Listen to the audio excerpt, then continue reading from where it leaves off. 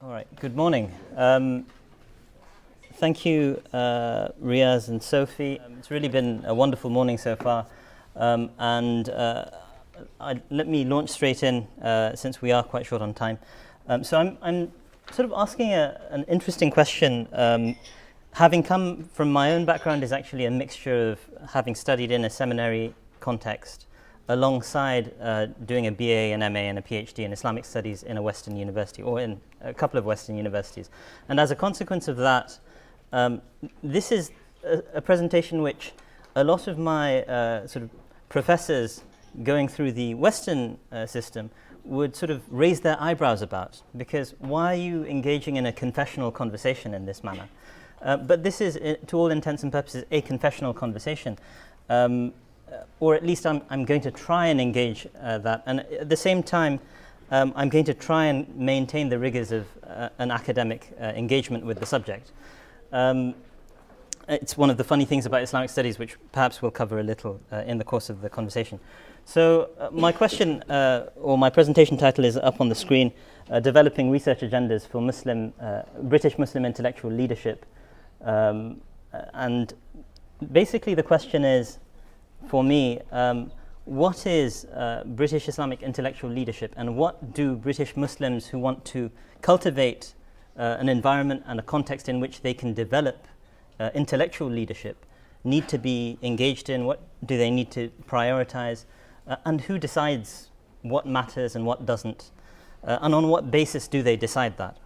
And so I'm basically asking about, perhaps people who would be philosophers, theologians, jurists, although we don't have a juristic system, which is, but we've already had a bit of a consideration of the nature of an Islamic court in a non-Muslim jurisdiction, and perhaps public intellectuals as well. Again, a lot of these categories are a function of our being in a Western context. I don't think the term public intellectual has an equivalent in the Islamic tradition, although people like Ghazali or Ibn Taymiyyah very possibly fell into that sort of category if we think, apply a category from another time. Maybe the hukama. The hukama, okay, that's a thought. So at present, what I'm suggesting is at present, the phrase British Muslim intellectual leadership is a phrase without a clear referent, and we need to, in some respects, engage in a conversation to decide what it is that matters for British Muslims, to develop as the priorities of British Muslim intellectual leadership. There are non-Muslim paradigms for intellectual leadership, both religious and otherwise. And in modern Britain, with its established church and its ancient universities actually starting off as really theological seminaries, perhaps there is something which we could learn from that very long tradition, even if there's been a radical transformation in the nature of the intellectual institution of the university in recent centuries. It also runs up against the difficulty which I will briefly touch on next, which is the fact that Islamic studies in British universities, as has been studied very ably by scholars in the room like Professor Ataullah Siddiqui, is something which needs to undergo reconsideration as to its function in sort of as a part of wider society. So let me read this quote. This is taken from Stephen Heap. It's actually his sort of introductory comment about a chapter by Allison and Saria. Scott Bowman and Chervil Contractor reflect on what has happened to the tradition within Islam, how it is received by the wider community, and what place it might have in the university. They argue for a role for the faithful voice in discussions about the nature of society, consider how the voice of Islam is treated, and suggest Islam can identify issues which need challenging in the contemporary British university with a view to protecting the values, dignity, and mutual self-respect that Muslims and non-Muslims hold dear in Western society and universities. So this intervention, as I've mentioned, Professor Siddiqui and Professor Scott Bowman and Dr. Chervil Contractor have, in a sense, been engaging in this conversation for well over a decade now.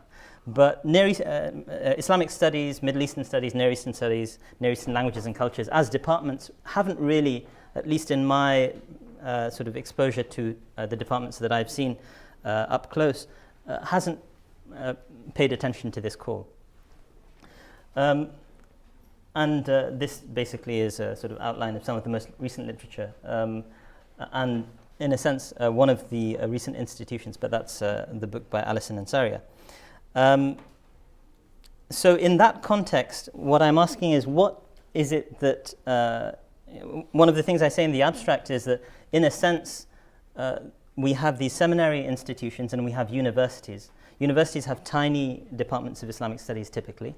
Seminaries have very sizable sort of outputs. I heard by one count, this might be a bit of an exaggeration, and there are scholars who specialize in this area, but I think as many as 800 graduates might come from seminaries a year. I think that might be a bit of an exaggeration.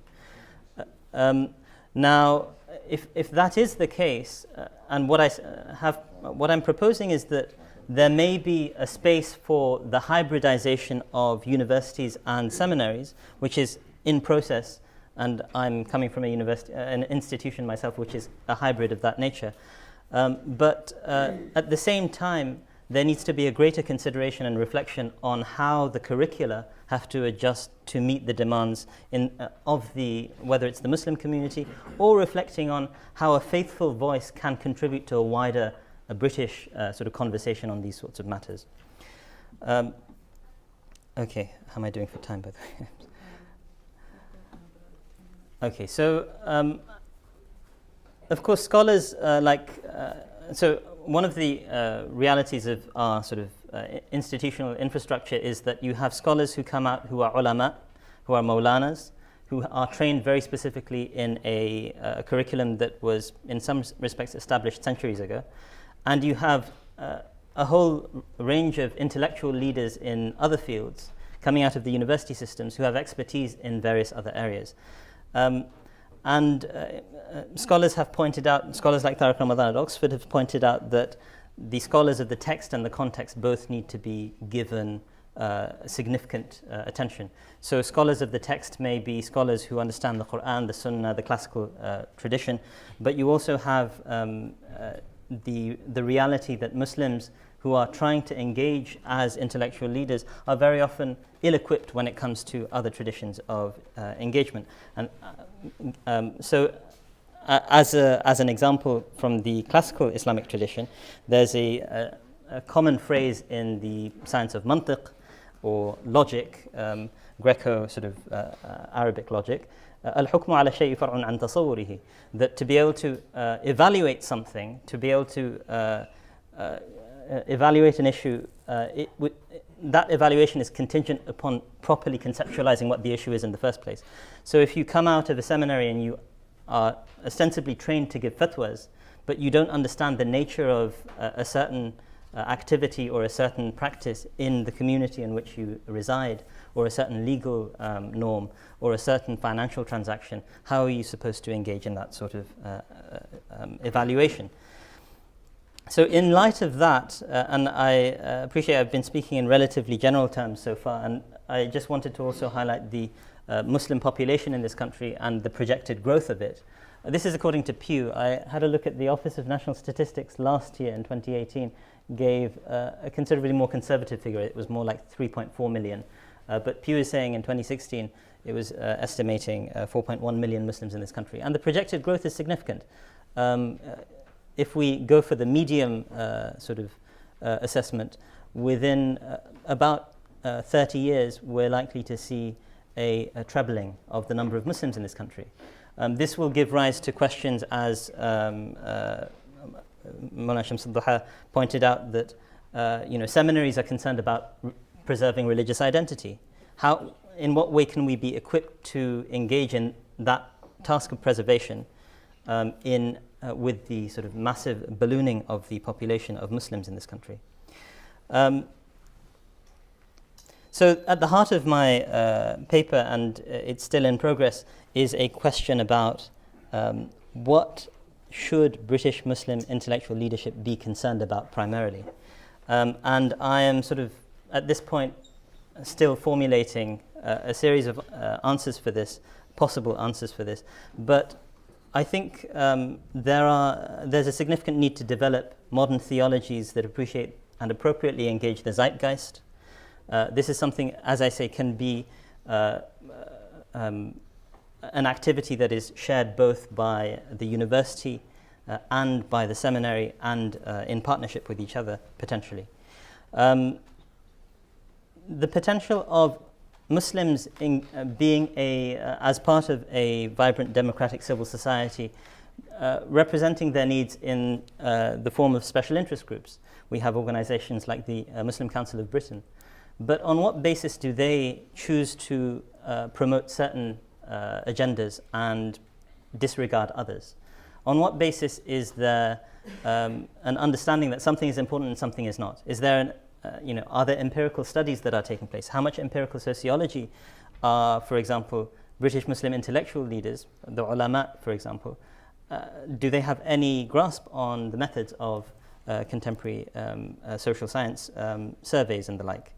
Do we have the resources that would allow us to engage in the scale of polling that an institution like Pew engages in, for example? And so in order for a community, a minority community, a religious minority, to develop itself and prepare itself for the needs of its future generations, what does it need to prioritize? What sort of conversations need to take place? Let me close, because I am a little limited on time, but let me close with two specific reflections on geography and gender. This isn't by any means exhaustive, but there are just a host of areas we could cover. I thought I would pinpoint a couple of areas. What are the implications of positing in the title of my talk Britain as a locus of concern, as an organizing principle when thinking about Islamic intellectual leadership? For some, this is more than simply a way of limiting the scope of an otherwise unmanageable study. It is the delimiting of one's intellectual horizons on the basis of a pre-commitment to the nation state that takes precedence over and often in opposition to an apparent Islamic theological and juridical demand to think transnationally about an ummah. Okay, so how do we reconcile our concerns about, I think the title of it's talking about leadership, authority and representation in British Muslim communities. Of course, we need to delimit the discussion, but what of Muslims who are thinking in that sort of transnational sense? And the hadith about the Muslim ummah as a single body is well known to everyone. And geography also has another dimension if we think about the development of Islamic intellectual leadership. The fact that, this is noted by Sherman Jackson, that major centers, global centers like London, New York, Washington, have a disproportionate influence on global affairs and have a greater ability to influence the rest of the world than most places. This would suggest that Islamic theological ideas developed in Western nations have the opportunity to travel and to influence the understanding of Islam in the Muslim world in a way that might not have been possible for previous generations of Western Muslims with less well-developed institutions of Islamic intellectual leadership. And this is something that our institutions and Muslim sort of intellectual leaders in the West need to think about. In essence, Muslims have the opportunity to project their religious authority. Let me touch briefly, I've left very little time for the gender dimension, and this really deserves its own paper. But most of the people in this room are male. Okay, this is a Western university. If this was a seminary, there would be hardly any women, unless you're at an institution like Ibrahim College. How does that change the way in which we prioritize the learning of certain areas, certain disciplines, and deprioritize certain issues? And how can British Islamic intellectual leadership even relate to certain questions that they might not ever confront? And that's one of the sort of I think, one of the most significant challenges that Muslim institutions, Muslim leadership in this country has to deal with. Let me conclude with that. Thank you very much. Right.